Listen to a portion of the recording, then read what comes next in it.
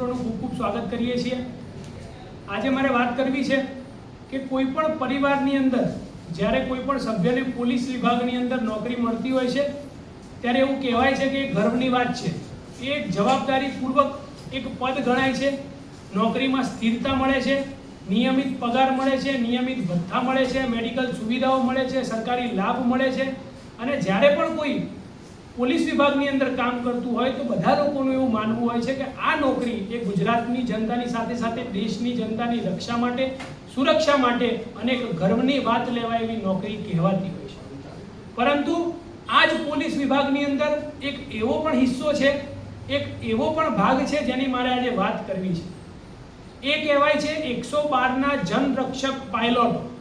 આજે તમામ મીડિયા મિત્રોને તો એની જાણ જ હશે, પરંતુ ગુજરાતના લોકોને મારે આ પ્રેસ વાર્તાના માધ્યમથી કહેવું છે કે આ એ પાયલોટો છે કે સમગ્ર ગુજરાતની અંદર જેટલી પણ પોલીસની ગાડીઓ ચારો તરફ ફરતી હોય છે, જે ગુજરાતની સેવા કરે છે, ગુજરાતની જનતાની રક્ષા કરે છે, સમયસર ત્યાં પહોંચે છે, એમની મદદ કરે છે, એ ગાડી જે ચલાવે છે એ પાયલોટ એ 112 જનરક્ષકનો પાયલોટ કહેવાય છે।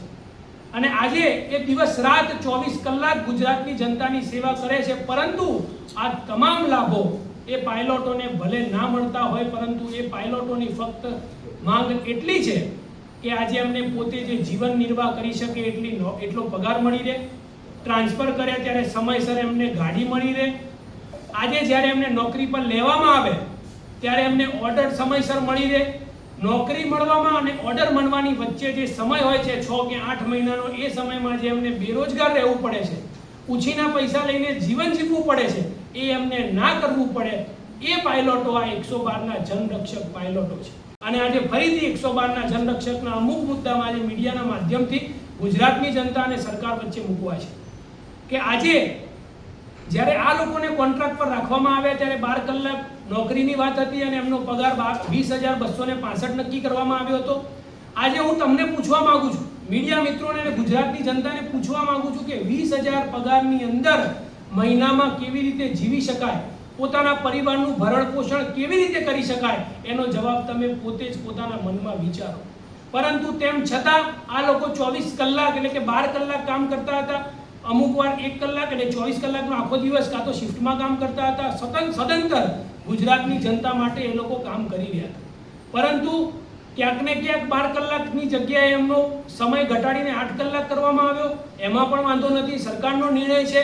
પરંતુ 12 કલાકની જગ્યાએ 8 કલાક કરવામાં આવ્યો, પરંતુ સાથે સાથે એમનો પગાર 20,000માંથી ઘટાડીને 14,000ની આસપાસ કરી દેવામાં આવ્યો। જે લોકો 20,000માં જીવી નથી શકતા એ લોકો 14,000ની અંદર કેવી રીતે જીવતા હશે, સૌથી મોટો પ્રશ્ન છે। આજે પોલીસ વિભાગ માટે સૌ લોકોને ગર્વ છે, સૌ લોકોને માન સન્માન છે, પરંતુ પોલીસ વિભાગની અંદર રહેલો આ એક ભાગ કે જે ગુજરાતની જનતાનો જનરક્ષક બનીને સેવા કરે છે, એમનું સન્માન બનીને દિવસ રાત કામ કરે છે, દોડે છે, પરંતુ એ જનરક્ષકની રક્ષા કરવા માટે આજે કોણ ઊભું છે એ સૌથી મોટો પ્રશ્ન છે। આજે જ્યારે જૂન મહિનામાં 8 કલાકના ધોરણે એમને પગાર આપવાનો હતો, એની બદલે આજે જૂન મહિનાનો પગાર જે એમના ખાતામાં પડ્યો એ પૂરેપૂરો પગાર પડ્યો, જેની જાણ પાયલોટોને હતી નહીં।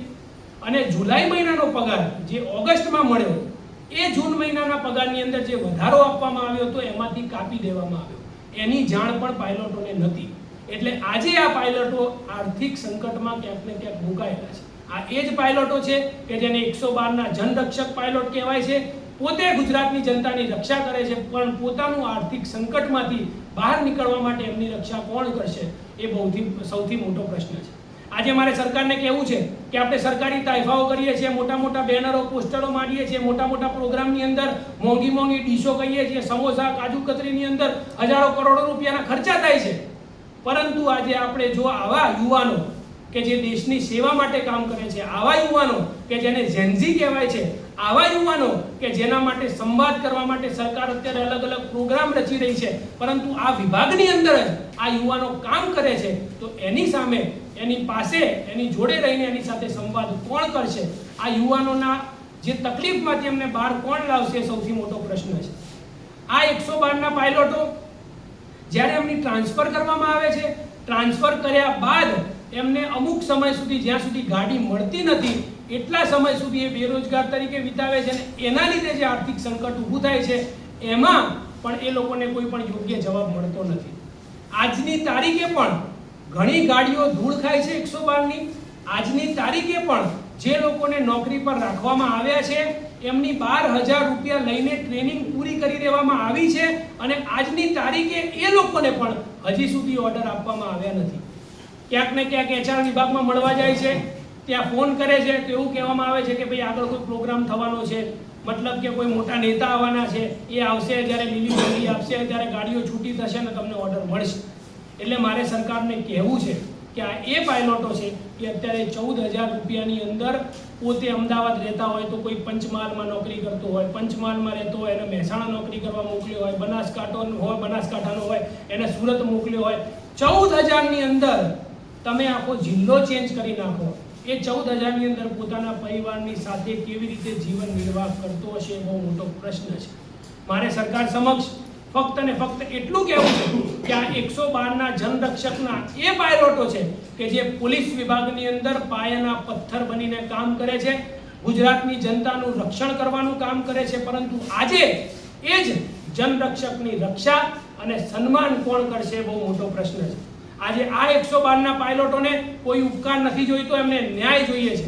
આ 112ના પાયલોટોને એમનો હક અને અધિકાર જોઈએ છે. આજે આમ આદમી પાર્ટી વતી આજે હું કહેવા માંગુ છું કે 112ના પાયલોટો માટે સદંતર મેં અવાજ ઉપાડ્યો છે, અને આજે પણ સરકાર સમક્ષ વિનંતી કરું છું કે એમનું પગારની અંદર જે પણ એમને તકલીફ પડે છે, જેવી રીતે સરકાર યુવા સંવાદ કરે છે, જેનઝી સંવાદ કરે છે, એવી રીતે આ સરકાર 112ના જનરક્ષક પાયલોટોનો પણ એક સંવાદ કરે.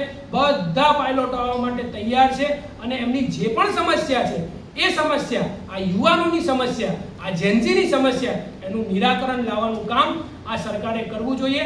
અને આમ આદમી પાર્ટી વતી યુવાનો વતી અને જેનઝી માટે આમ આદમી પાર્ટી પાયલોટો સાથે સદંતર ઊભી છે. જ્યાં જ્યાં આમ આદમી પાર્ટીની જરૂર પડશે, જ્યાં જ્યાં યુવાનો અમને કહેશે કે તમારે આવવાનું છે, ત્યાં એમની સાથે ઊભા રહીને અને આ પાયલોટોને ન્યાય મળે એના માટે આમ આદમી પાર્ટી સદંતર પ્રયાસ કરતી રહી છે અને આગામી સમયમાં પણ પ્રયાસ કરશે. ખૂબ ખૂબ આભાર.